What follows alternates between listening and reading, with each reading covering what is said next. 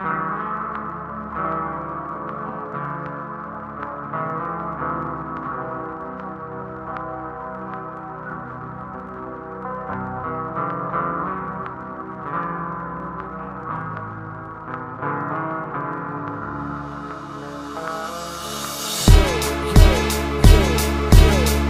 láska, ako pojem slova, je keď preskočí iskra medzi tými dvoma, čo si padnú do oka. Prepukne stav radosti, pár týždňov je to fajn, strašne veľká láska, vášnivé bosky, vaše mäkké pery sa prudko spoja. Tam, kde boli dvaja, sa do jedného spoja, no jak čas plynie ďalej, je to stále horšie, stále menej spolu. Už nehráme jednu rolu, ale každý ide svoje a je to dosť smutné, že ťa vôbec netrápi, čo bude so mnou.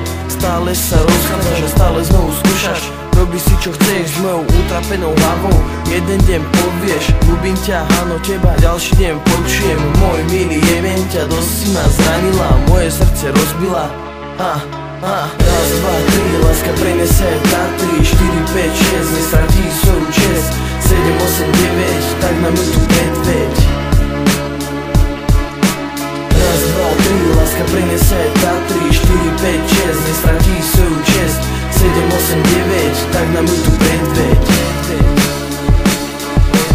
Nenávisť k láske je vo mne stále, veď čo je láska, keď typek kvôli babe každý večer plače. A o čom je tá láska, keď je taká mladá, o tých boskoch, aby si bola rada, o tých dotykoch a hlavne tá snaha, nech ti je dobre, aby si sa pri mne čo najlepšie mala. No ja už som zistil, že láska je zrada, že v lásku všetko bolí, každá rána pod pás to pocitil každý jeden z nás. A aké to vlastne je počuť jej hlas, byť s ňou zas, maznať sa, hrať sa, ako je to vždy.